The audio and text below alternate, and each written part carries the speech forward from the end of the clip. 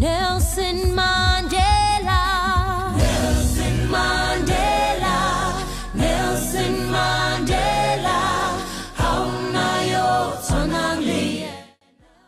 Pour qui sonne le glas? Non pas pour Nelson Mandela, car il rayonne de tout son éclat. Le monde s'y attendait, car depuis quelques mois, pour ne pas dire depuis belle lurette, ce n'est pas parce qu'ils souhaitaient le départ du titan, mais au contraire, les Africains ne savaient quel saint prier et à quel Dieu s'adresser pour lui faire retrouver sa force d'antan, ou plus précisément son courage, car il en a à en revendre. Résister au mauvais traitement en tant que reclus ou prisonnier durant plus d'un quart de siècle et sortir vivant plus déterminé que jamais à combattre la discrimination raciale ou l'apartheid, s'il faut employer une formule en honneur. C'était plutôt déshumanisant, animalisant et même chosifiant que de supérioriser la race blanche sur celle des jaunes et des noirs, ces dernières infériorisées, comme si l'on a pu, l'on pourra rencontrer ces couleurs précitées sur la peau des humains. Les truffés de cette sorte de préjugés ont erré, errent et continueront à se chosifier pour s'engouffrer dans des considérations sans grandeur qui les dépersonnalisent pour les avilir et les bestialiser. Ne sont-ils pas tous doués de raison? Il eût été préférable qu'ils fussent dotés de l'instinct, car les animaux ne tiennent pas compte de ces bassesses.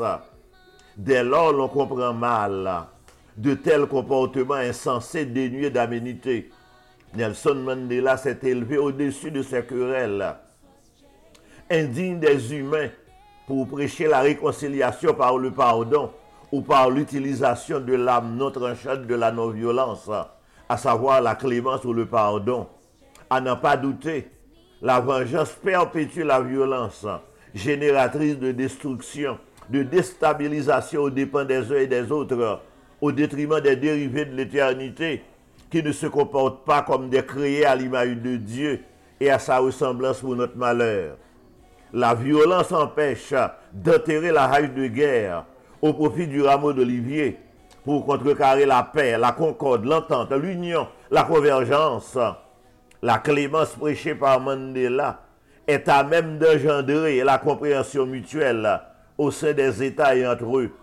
De la clémence pour nous attacher à ce qui nous unit tout en nous écartant de ce qui nous divise. De la clémence pour se fraterniser afin d'être de vrais compatriotes. De la clémence, un leitmotiv hérité de Mandela pour porter les nantis ou les riches à compatir au sort des laissés pour compte. De la clémence à auréoler, parce que dans son épicentre siège l'amour, mais la haine régit la punition, car s'il fallait punir tous les coupables, à qui faudrait-il pardonner? La clémence sert de tremplin pour se catapulter vers la conquête de l'élévation, culminant vers l'ascension. De la clémence pour que les maris et les épouses se comportent comme deux conjoints ou comme deux chairs moitiés qui constituent une seule chair dans la symbiose prônée par Dieu. De la clémence ou du pardon pour imiter le miséricordieux qui agit selon sa condescendance, sans quoi il ne nous aurait pas lavé de nos iniquités pour ouvrir en notre faveur les portes de l'éternité bienheureuse. De la clémence, l'exemple fourni par Mandela pour nous porter à secourir nos semblables, et cela dans la confidentialité à l'abri des caméras. Que la main droite ne soit pas au courant des bonnes actions posées par la main gauche et inversement.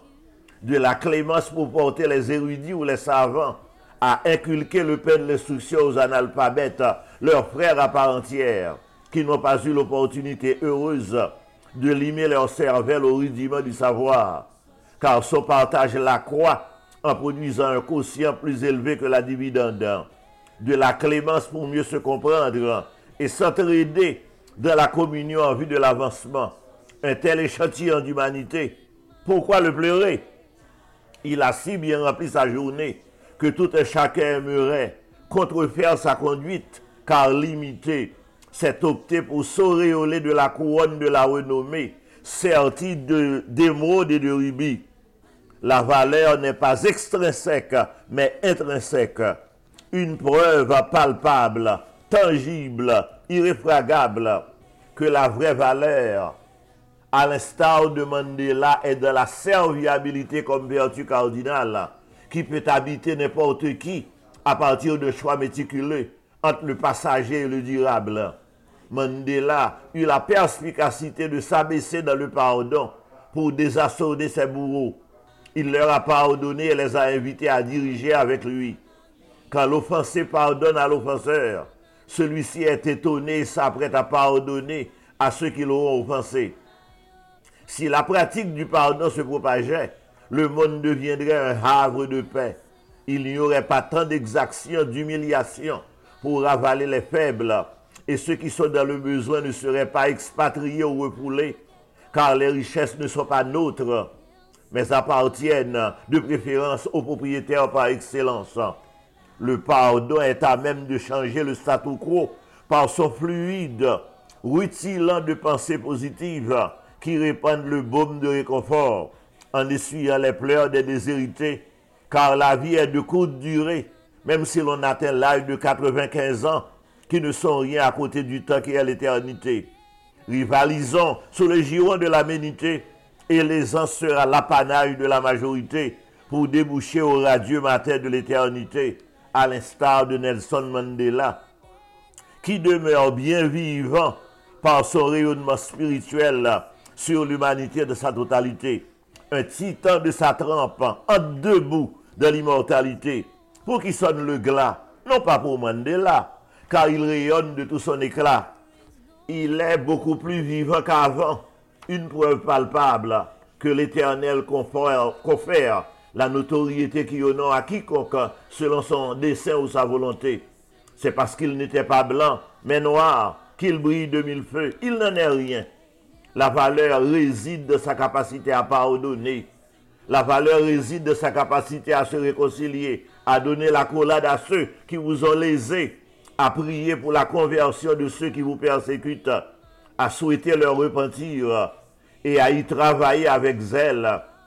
La valeur réside dans sa capacité à aller au-devant des besoins de ceux qui sont dans le besoin pour ne pas les froisser par la moindre publicité, à remplacer son cœur de pierre par un cœur de chair.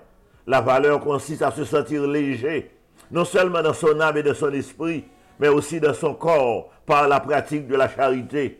Il y a moyen de faire peau neuve, à l'instar de Mandela, de Madiba, comme on l'appelait, afin de se singulariser de la pluralité qui suffoque et qui donne la nausée.